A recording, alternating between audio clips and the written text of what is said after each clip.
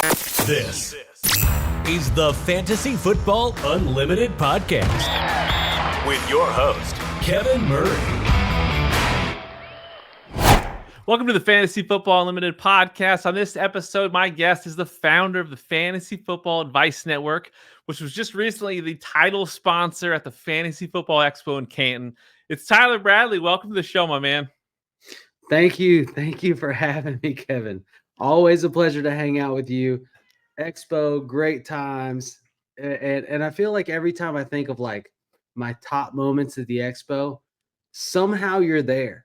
You're like, Well, it's funny because I feel like, there's not too many people that I spend as much time with this summer than you. Like we did Boston, the FSGA, you got the Expo, which was, a multi-day event, obviously. So we definitely spent some quality time together. I'm excited to dive into this episode. Love to share, what you got going on. Obviously, there's viewers and listeners out there that might not know. So if there's anybody out there that you want to kind of tell them what you're doing, I'd love to hear it. Yeah. So my name's Tyler. Again, thanks, Kevin, for the intro. I am the founder of the Fantasy Football Advice Network, now upgraded the Fantasy Sports Advice Network. But we are a platform that is just honed in on creating community for people in fantasy sports. Like, we want to be the place where you can come and talk shop, talk ball, and none of the other stuff, like that. It's kind of like the Expo, Kevin, like the same reason we go every year. Like, you go to hang out, have fun, talk ball without all the pressures of everything else. And, that's kind of what we want. We're tired of other social media networks. We just want to talk fantasy football. Exactly. So it's essentially like a fantasy sports social network. You don't have any distractions outside of talking fantasy sports, which is amazing. We're going to dive more into this incredible platform you got created. But just when it comes to, like, from a consumer perspective, as well as a content creator perspective, what are your favorite aspects of the Fantasy Sports Advice Network? Favorite tools, favorite experiences that can be had on that platform? Well, so number one is community. Like, I created a Facebook group, and I'm sure we'll talk about this later, but, and we were always like people posting trade questions, posting like draft questions, like start sit questions, and everybody was communicating with each other and, offering their advice, offering their expertise or non-expertise, but they're just talking ball. And like, my group that I built had grown to like 6,000, 7,000 people. And I got so sick and tired of like going on Facebook and like I couldn't even see the stuff I wanted. It was like politics or this weight loss, thing that you need to do, or, somebody's CrossFit workouts, or somebody's pictures of their babies that I don't even know who they are, or ads, right? Like everybody's favorite. And I was like, man, wouldn't it be awesome? Like, just freaking awesome if there was a space where we could do this.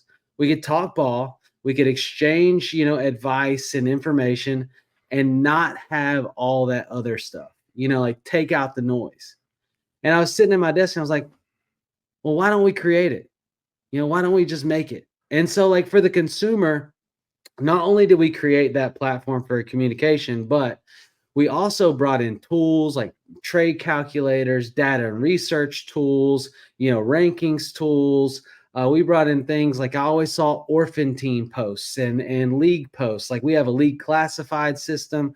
So we tried to like bring in tools players need, community players need, and opportunities to join more leagues players need, right? Because we all want to be in more leagues. And then from the content creator side, right? I've seen so many brands that try to like monetize or grow, and like year after year, we see brand after brand fall off. And it's because it's so hard. We're all trying to make it with the same systems that we've always been doing, Patreon and Discord, and we're using every single social media platform under the sun. And I was like, well, why not bring these tools here? Why not teach branding? So we created a content creators toolkit. We created, the ability to do everything that Patreon does, that Discord does, that Facebook does, that Twitter does, all on one single platform where you can monetize at a much higher level. Because guess what? We're not trying to steal your money with crazy high rate percentages, like, come grow your brand, grow your community, and we can all do it together. I love it's a beautiful thing, and there's so many content creators that that I appreciate and admire out there that are just doing everything they can to grow a brand and grow independently. And it's hard, right? There's so many people out there that just they're so led by their passion for fantasy sports, but at some point, it gets taxing. They get burnt out, and it's hard. So obviously, this is a great platform for them to check out for sure. Obviously, you're you got to be a sports fan, right? When it comes to putting something like 100%. together. Yeah. Let's rewind back a little bit. Where's your passion for sports come from? I know you're an Arkansas Razorback guy, but growing up, like, who are your favorite teams and players across the sports spectrum? Well, man, one, I would say my fuel for sports has always been like the competitive nature, right? Like I love to compete. Like I love to get out there and go against the best and win. You know, who doesn't? Like it's like a fuel for me, right? And so I've always been attracted to sports. I've always loved sports. And as far as the team thing goes, I haven't ever actually been like a favorite team guy. Like now I say in college ball, when it comes down to it, like I mean Razorbacks 100% like die hard. Like that's my team. That's my ride or die. But when you get to the NFL, and I think this was from getting into fantasy so early, like I find myself gravitating to players, or like regimes. Like I really Right. like sections of players, like Yeah. I was a huge, Arizona fan. I love when they had Larry Fitzgerald. You see jersey on the back, the Anquan Bolden jersey, one of the toughest receivers, ever in the game. I Yeah. was I love the Joe Montana, Jerry Rice era, there for a minute, like, and I got really big into the Browns, and they went and they drafted Baker Mayfield, and I'm like, you know what, I'm gonna ride with the dog pound, for a while, and I was like really digging it. And then they kicked Baker to the curb, they signed Deshaun Watson, and I'm like, I can't root for this team anymore. And it's Yeah. really created like a kind of a running joke with our family. Is like you can't buy Tyler like an NFL team gear. Like you can't get me a Cardinals hat, you can't give me a Browns jersey because a few years I might be somewhere else. And so like right now, like I've got a lot of energy behind the Niners. Like I love Christian McCaffrey. He's one of my all-time favorite players. The Niners took a deep grab and they went after my guy Dre Greenlaw from Arkansas, middle linebacker, and he's been an absolute stud for him. So like I love the Kyle Shanahan scheme. I like the story of Brock Purdy. So I'm like, I'm kind of, championships or not, I'm digging this storyline, like I'm digging the what we're seeing play out over time. So that's kind of where I end up. Sure, sure. And I can see with the Niners. I mean, I can't see it with the Niners because I'm a Seahawks fan, but I do see it, objectively. Such a fun team, like so many personalities. The first team that I ever fell in love with was like kind of, I guess, the first season I was really, into football was 85 Bears, and it was just filled with amazing players, right? And personalities. And then obviously, fast forward, I loved my Seahawks, the LOB era, because I mean, so many characters. So I can see why you're attracted to the Niners. And growing up for me, like I was a player guy too. Like across all sports. I mean, I liked my Mariners, my Sonics, my Seahawks, but they didn't give me. It wasn't reciprocal because they weren't producing most of the time. Sonics had their run for sure. Sonics were good. Um, but yeah, I was always a players guy too, so I can definitely relate to that. So, but as a sports fan, though, do you have like one moment that is your favorite memory as a sports fan? Yes. So favorite moment as a sports fan was watching it's college football, watching Arkansas play Ole Miss. We were down, it was like fourth and forever to go. And they throw a pass to Hunter Henry. He goes down the sideline and then he just chunks it backwards. Right. And then takes the right bounce and winds up in Alex Collins' hands. Rest in peace. And then he takes it like 50 yards for a first down. He gets Ole Miss going to like crazy overtime. We end up winning that game. And it was but that moment was like one of those crazy plays, and like being there, you're like, oh my God, like this is what is happening, because it was like something out of like a video game, but it Sure. was a crazy moment that when the back seemed against the wall. Like it was like people just showed up Yeah. and you got that spark, and sometimes in sports, it feels like it's about that spark, like, and that moment, some people connect with like moments of magic, right? In sports where you go, wow, and that's one of those for me. Yeah, no, for sure. I can remember that play, and Alex Collins, yeah, he ended up being a Seahawk too. So, yeah, incredible play for sure. I love all his dancing abilities, right? Like his Yeah. pretty incredible. But so when along the way did you find fantasy sports? It always kind of rounded in fantasy. I mean, like, as I say that, I guess probably like high school, like, I always wanted to connect with the game. Like I played, at so many different levels in high school, college, and like I wanted to play, and I ended up doing rugby instead on a much higher level, and not going after football, but like like I was always connected to the sport and I was always following those players. And it was like, I found fantasy as like that thing where it was like, it was more than just watching it on TV. Like I was a part of the game. I was rooting on my players. I was hoping for every time I was sitting there and I was waiting and I was hoping for a big play, that would just completely change my dynamic. And so it was like my way to be active within the sport without like actually being on the field. And I'm not just watching it. Yeah, I love that description. That's awesome. So, consuming content back in the day when you first discovered the game, do you remember like certain analysts or people that you followed early on? Yeah, it was always there was a show on ESPN, Mike and Mike.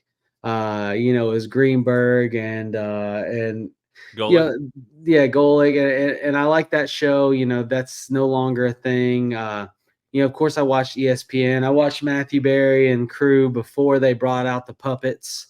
You know, but it was like those are kind of the early days for me, and it was usually we played. I played like 2 years on Yahoo, and that didn't last very long. And then we found ESPN, and then like because we were in the ESPN world, most of the people that I was following and watching was in that realm. Sure, sure. Now, do you have a league that you consider even like to this day, like your main league? Yeah, so we have a home league that we've been doing since I don't know, like back then, probably like 15 to 20 years, somewhere in there. And it's been for most part the same people. And that's always a fun one. We always do some cool draft event every year. This year we're doing it at our new house here in Jackson. And we just did a new back patio, so everybody's bringing tents. Our whole backyard's going to be Larry. We'll have a good time, draft, drink, do stuff that we all do in fantasy football. That's awesome. Do you have one person that you consider your biggest rivalry in fantasy? Everyone.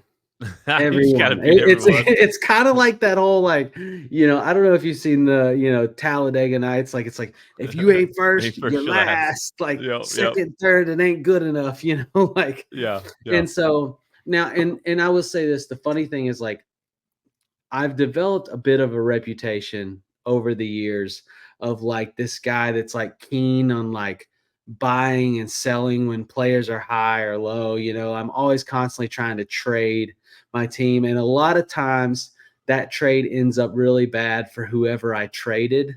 So now there's like this like don't trade with Tyler rule. And it's like if Yeah. you're gonna trade with Tyler, you got to make sure you run it by like 4 or 5 other people in the league before you actually accept the deal.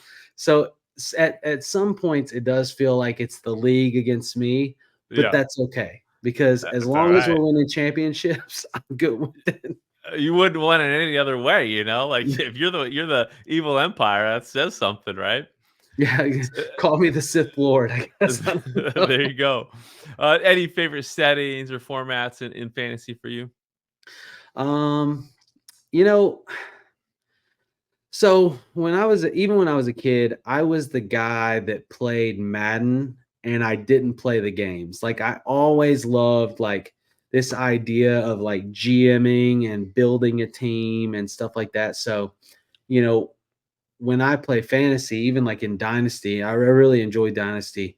I will like organize our league just like the NFL schedule. Like when the NFL drafts, we'll draft. Like during the off season, we do a roster expansion, like they do, and then we institute a cut day, and it feeds the waiver wire and fab spending and stuff like that. So I really enjoy that depth of like actually trying to feel like I'm running a franchise or building a real deal team. I know it's probably weird, but I really like it. It's certainly not weird in these circles. People that are diehards and degenerates, they love Dynasty. There's a reason why. It's because of that. That roster construction and then being able to control. From a commissioner perspective, control the league and set it up in a way that helps you kind of experience like you're going along with the NFL journey. I think it's a great way to look at things, and you're obviously doing it right. It's great. So like you said that you kind of played on ESPN. You knew the ESPN people. For me, I played on Yahoo. I knew the Yahoo people. I played a little ESPN. I knew the ESPN people. But it wasn't until that like the Commissioner of the Year contest where I discovered this whole community. How about for you? Like, when did you realize like there was this whole world out there?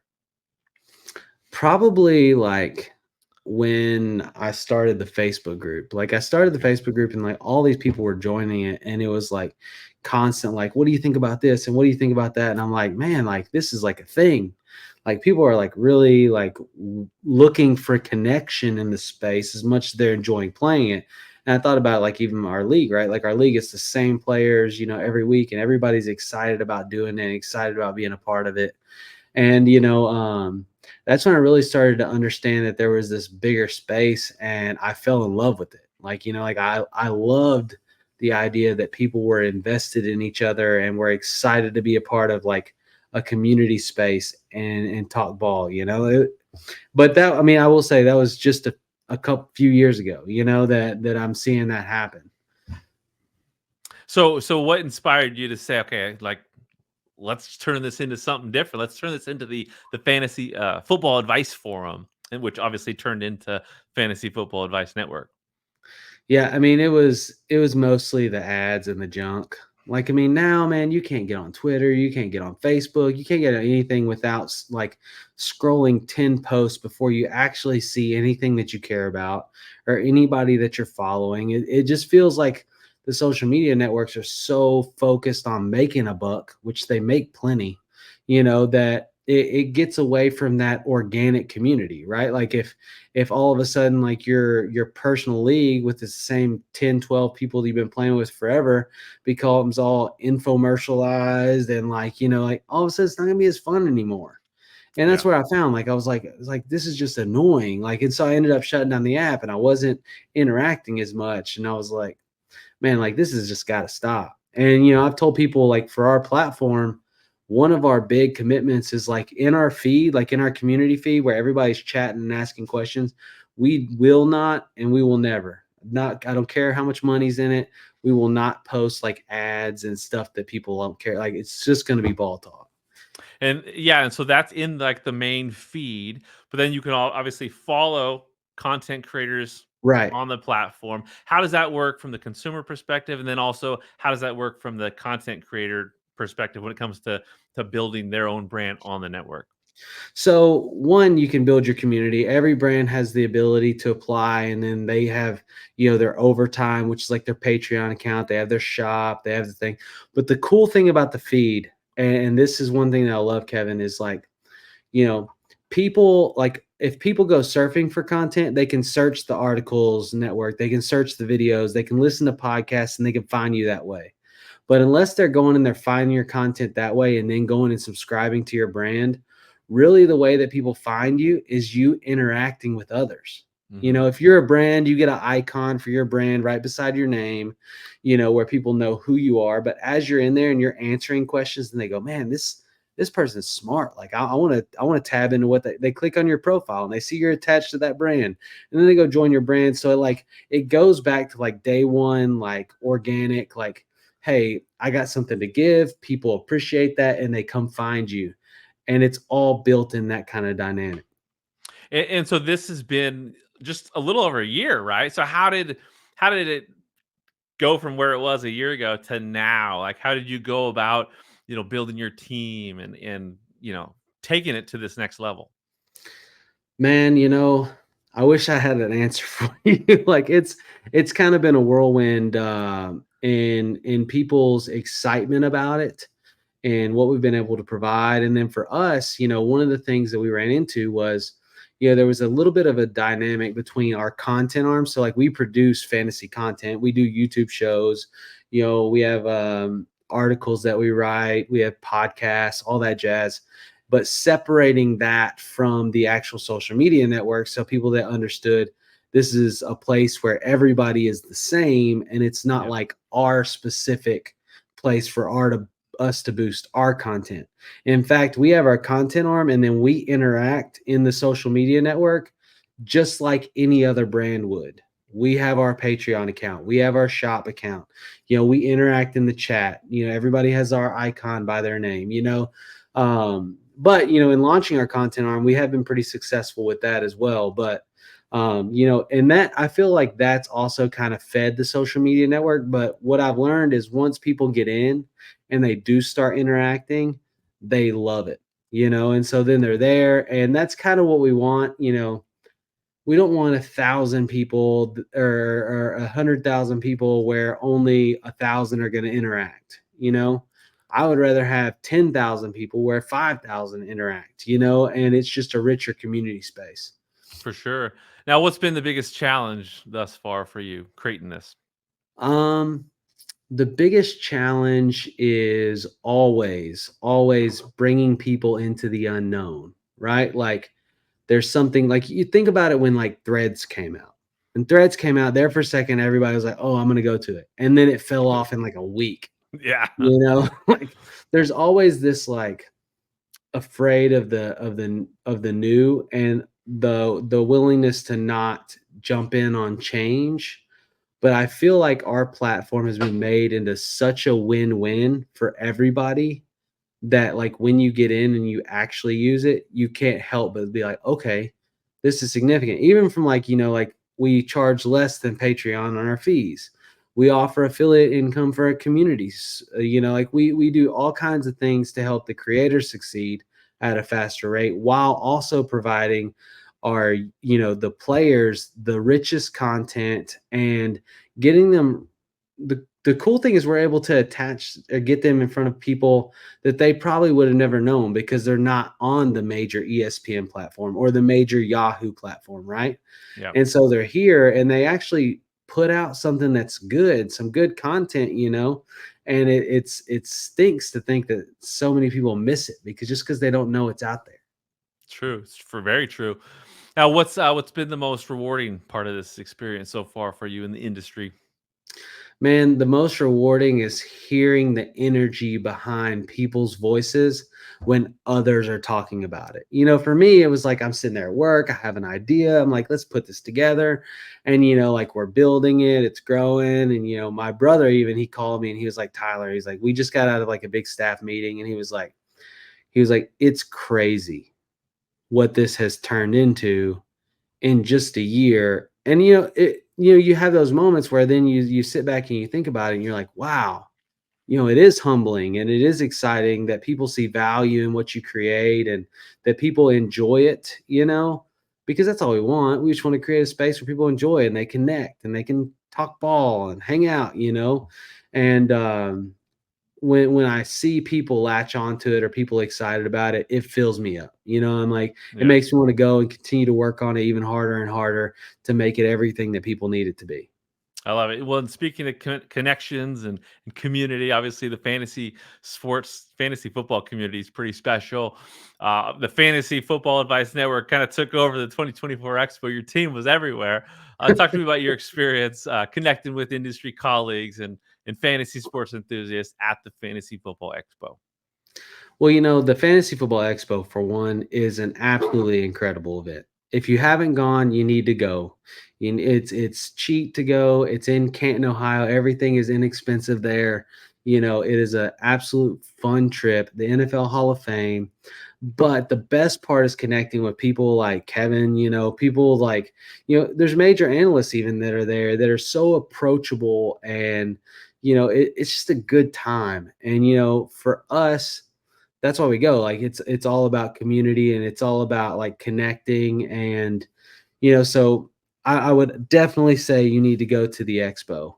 Um, for me, Kevin, last year I came to the expo and we sponsored the Saturday night party, and everybody was like, "Who is this?" Right? Like, who are you? Like, what are you about? Like, it was very like I felt like I was on the outside. Then coming in this year and us being the title sponsor and having a good team there, it felt like it created a validity to who we are, and people were like, Yeah. "Oh, these people are actually here. Like they're actually like here to stay. Like this is a Yeah. thing." And I felt like, it gave our brand a lot of credibility. It gave and really like us, like people, continue to not, I guess, to meet me not as like the business owner or the entrepreneur, but like meet me like Tyler as the person. And then I go, Yeah. "Oh, this guy's actually cool." Like, because they hear like, "Oh, he came out of the car business or something like that. He's going to sell me something." And like, I'm not here to do that. Like, this is like my life is sales. Like, this is my one space where it's just like something that I just love. And I can, I definitely can see that because I've seen you interact with so many people, and so much of what you're doing is about giving back and helping others. I've seen it, throughout this summer in my interactions with you, and again, seeing your interactions with others. You're definitely in it for the right reasons, and doing a great job with kind of, sharing your message, which again, it's about community, which this fantasy sports community is all about that. So love that. What were your favorite interactions, or were there any memorable interactions you had at the expo this year? There were lots of them. Every night was filled with something. Like night one, I get there on Wednesday night. I came in early and I was like, I'm gonna get in here and do some work before the crowd gets in. And like I'm sitting at the bar and there's like nobody there, and I've got my laptop out and I'm like, cool, I'm like working. And then the next thing you know, like a tire salesman conference lets out, and these guys all come to the bar and they see my shirt, my logo, and they're like, "You play fantasy ball?" And I'm like, "Yeah." He's like, "You do you show or something?" And like I'm like, "Yeah." And the next thing you know, the next 2 hours is them like whipping out their phone and showing me like their league and ask, "What do you think about this player? Like, what do you think about my roster? What move should I make?" And I was like, "Oh." And then Thursday night again, more hanging out, and I think I can't remember if it was Thursday or Friday, but like one of the nights, we're at George's until George's shuts down. And then afterwards, Eric Froton from NBC's got his wiffle ball and bat with him for some wild reason. And then we're out in the parking lot till like 2:30 playing wiffle ball in the street, you know. And it was like every night it was something. And then there was a night in like George's, which is a great spot, by the way. Yeah. Their AC happened to be down, so like me and Seth, we go walking through the streets and we're like, let's go see if there's anything else. And he had heard of a bar down the street, so we go down. That bar's closed. So then we come back and we're walking past the Arcadia Grill, and their door's wide open. They're sitting at the bar like they're having a staff meeting, and we're like, "Hey, are y'all open?" And the lady was like, "Yes, please come in." And so we're sitting there, and she's like, "We just bought this business. We're struggling." And I was like, "Well, how late are y'all gonna be open?" She's like, "We'll be open as long as you can get people here to spend money. Like, we need the help." And so I go back to George's and I like make my rounds. I'm like, "Hey, go to the Arcadia Grill after this." Like, "Hey, yeah." And then, I go back to the Arcadia Grill and everybody's like, "Where's everybody at?" And I was like, "I don't know. They'll come." And then 15, 20 minutes later, the place is packed and the lady's like in tears. And she's like, "Thank you so much for getting all these people here." And, like there were so many moments for the expo that were like cool and special, that we got to be a part of. Um, it really is just a fun event. It is truly incredible, and yeah, Froton. The story of Froton. He plays to play baseball, college, whatnot. He loves wiffle ball. He's been telling Bob that he wants to bring wiffle ball to the expo for like 4 years. Yeah, it was a home run I've derby. spoken with him at a FSJ a couple years ago, and he was probably talking for an hour about how he's got to bring wiffle ball. So like he was dead set on bringing wiffle ball to the expo. Bob said he could, and so he basically took those liberties, took it out in the street in Canton. Amazing. And then Well, that story with that grill is pretty amazing because that was so cool to see how everyone just kind of rallied and joined that place. Well, and like so after like at the grill while we were out there, of course, it was like night two. Everybody's like, let's do more wiffle ball. So we go out in like Centennial Park and Scott Fish goes up to bat. And Yeah. Froton's like doing his thing, it's like I was a college pitcher. Let me show you what I can do with the wiffle ball. And Scott goes up to bat. And Scott played ball in high school and he's like slugging this thing. And so I got Eric Froton pitching to Scott Fish, and Scott Fish is freaking smashing them. And we're all out there playing ball. It was a good time to see people just have fun, Special times. You just never know what you're gonna experience in Canton, but it's Yeah, always gonna be 100%. good. Always gonna be good. Now you also you hit up FSGA for the first time this year in Boston. There's a lot of content creators, that might be listening to this show that are interested. Like, should I go to FSGA sometime? What's in it for me? What was your experience like with FSGA, and what was it like, roaming the streets with Matthew Berry in Boston? Well, one, FSGA is a good time as well. It's different, if I feel like with the expo, you get a lot of creators and a lot of players. The FSGA feels like it's more for like brands and entrepreneurs and people trying to do things in the business, which is also an incredible time. Like there's so many people out there trying to make it and they want to do this for a living and are excited about it. And, I didn't even know about the FSGA, Kevin. I was like, I had seen it and I was like, is this a thing? Like it looked like a smaller conference than the expo, but it was really expensive. And I was like, what is this about? And so this year, Tony emails me and he's like, hey, do you know about FSGA? And I'm like, no. And he's like, let's set up time to talk about it. So we do. And it was like a week before the event. And he was like, you should come out. And I was like, Tony, I don't know if I can make that happen. He was like, you should come out. And so I was like, okay, I'll come out. And man, meeting people like Digger, Pete from RotoWire, Ken from RotoWire. Like, I mean, just so many people that were like, super proponents of like you meeting people and growing. I mean, we go shoot, me and you and freaking Scott Fish were out till what, like 2:30 in the morning at an Irish pub with Matthew Berry talking about, I don't even remember, but it's cool. There's so many things between the expo and FSGA and really even our platform where you realize like these people that you idolize in the space or these people you really look up to, they're just people like me and you, right? And yes, they may be experts in the sport or have something to offer, but they're still just people. And so to be able to sit down and grab a beer with them or just talk and share ideas and stuff, it's cool to be able to do that. And definitely FSGA. I will tell you the FSGA challenged me because there was a lot of things about our business model some of the things about our business model that I wasn't considering that made me go, okay, so I need to have this and I need to do that, because a lot of people don't think when you're running a business or an LLC, like there's a lot more to it than just like, hey, let's show up in content and try to make a few dollars on Patreon, right? Yeah. Especially for us, where you're running a social media platform that allows content creators to monetize and users to spend money and, free speech. It's like, it ends up being a lot. Yeah, no, I can see it's obviously, especially your unique platform. It's good to be on top of the business side of things for sure. And FSGA definitely is a great resource for any brand that's looking to, take it up a level. So one thing that obviously brings everybody together, whether it's FSGA or obviously the Expo for sure, it's football. It's football. We got the 2024 season upon us. What are you most excited for when it comes to just actual football this year? Oh man, I can't. So for so long, fantasy has been like just me in my house, And my wife came up to me because she was like, "Am I gonna lose you this year for football again?" And I was like, "No, you're not gonna lose me. I love you."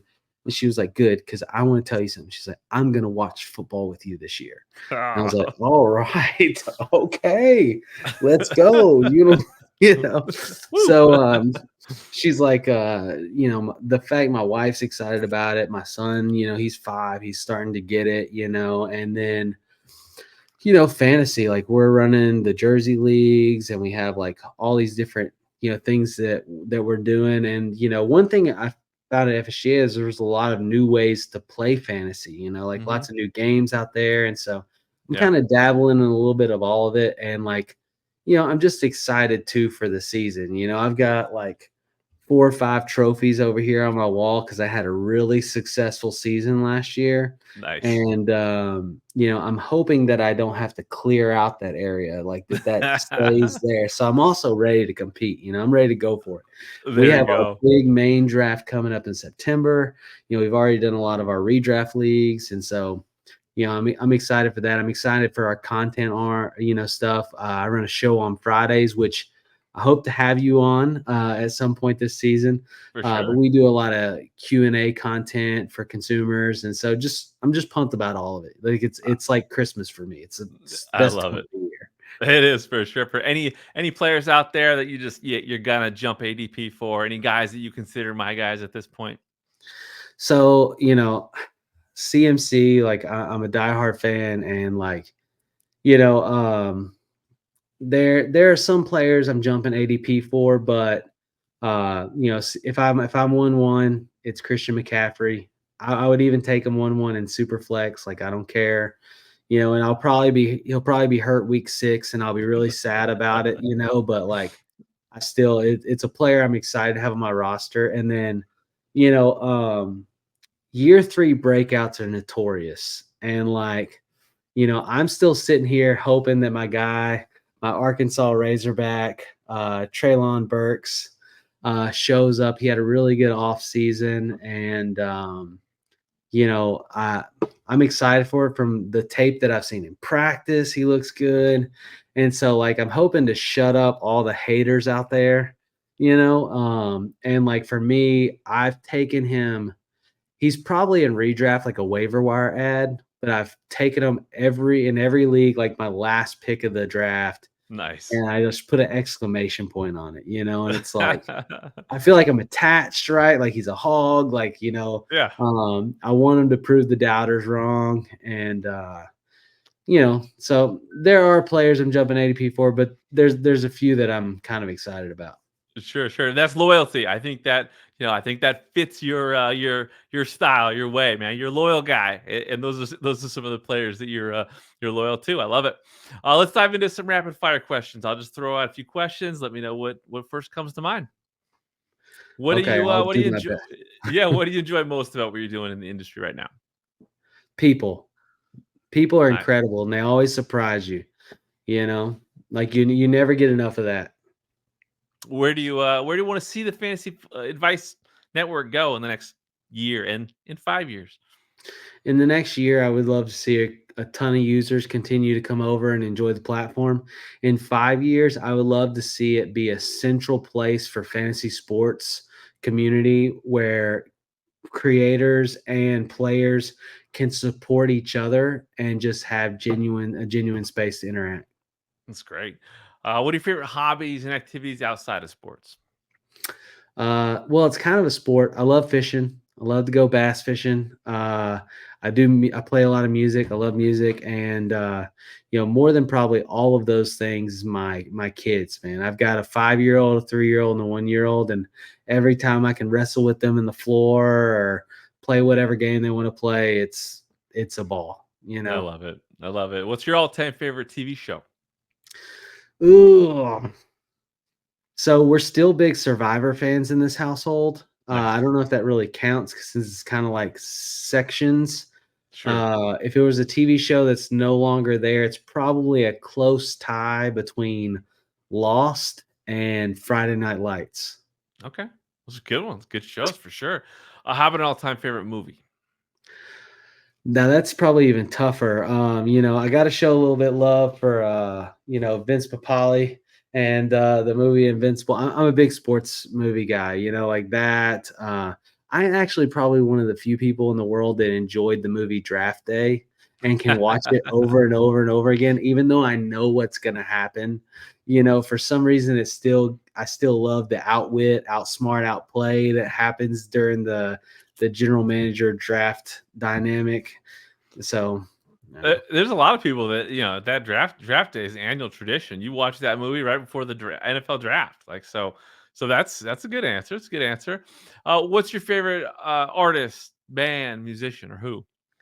Man, I love stripped down like acoustic stuff like Zach Bryan. I like Noah Kahn, the Lumineers. Like my wife has like completely twisted my music world around. Like I was like so I really like that stuff. We like to go, and like one of my favorite venues to go to is like the Ryman. It's like kind of more. It's in Nashville, and it's more stripped out. It's not like a huge giant coliseum. Like I like the amphitheater vibe, and like it's kind of what I like.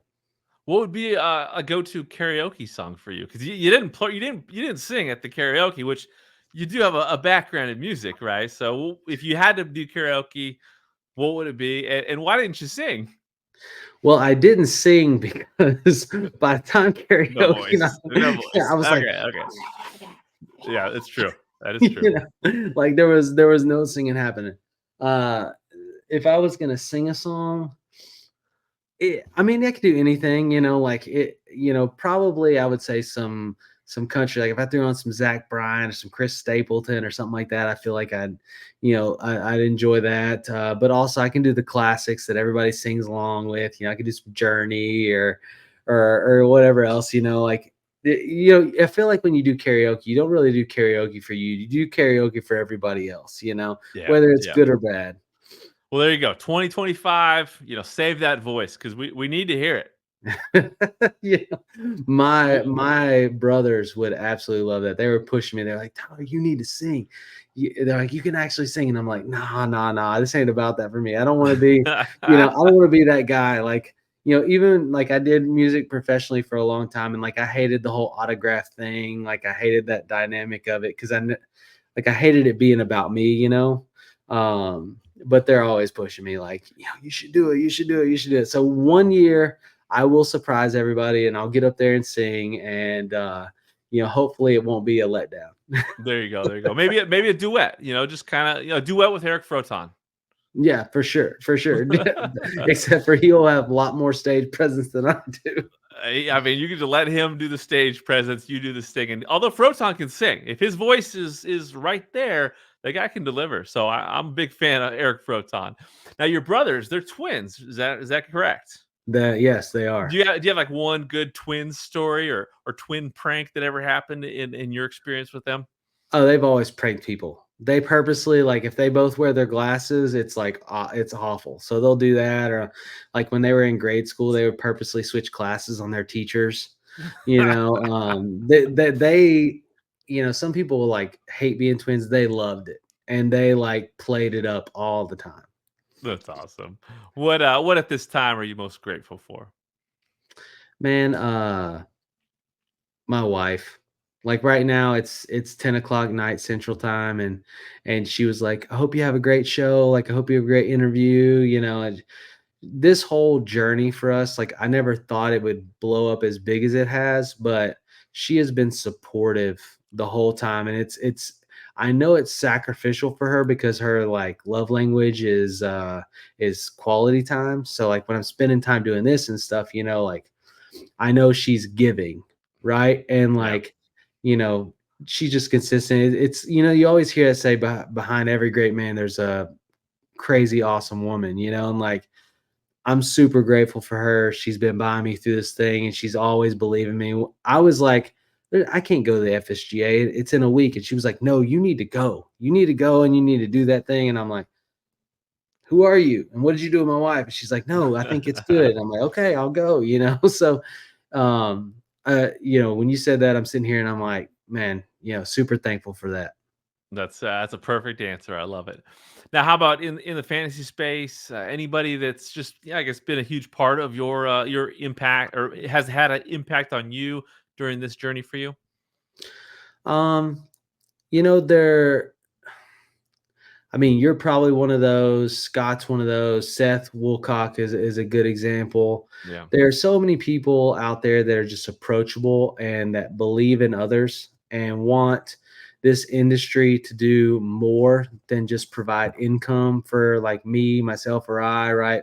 Like they want to find ways to give back. They want to find ways to make it larger than it is. And I appreciate that. I've always told Scott, who runs, Fantasy Cares and, one of the largest charity competitions out there, if not the largest. And I've always told him I appreciate how selfless it all is for him, and just it was all born out of a desire to give back. And that connects so much with our platform. Was like, like this isn't a money grab for me. Like the main reason we have money in it is so that we freaking keep bots and spammers out, like, but it just, it gets at the grain of what we want, which is, community and giving back to the space and helping other creators make it. Like I get sad when I go to the expo and I see brands that, were there last year that are no longer around or something. Like what if somebody could like actually give them the tools or help them do good branding or,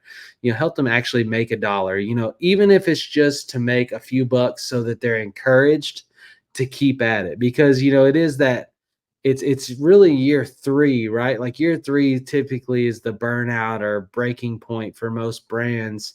And if you just had that bit of encouragement right there, like how many brands would continue to, go to the next thing, right? Yeah, for sure. Now, what advice do you have for content creators that want to do more in the space, and for content creators that are interested in doing stuff on the Fantasy Football Advice Network? Well, What's yeah, your advice there?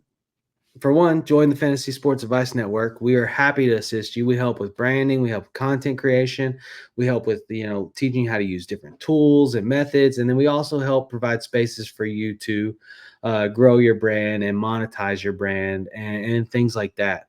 But I guess my big piece, outside of the shameful plug there is, just don't give up.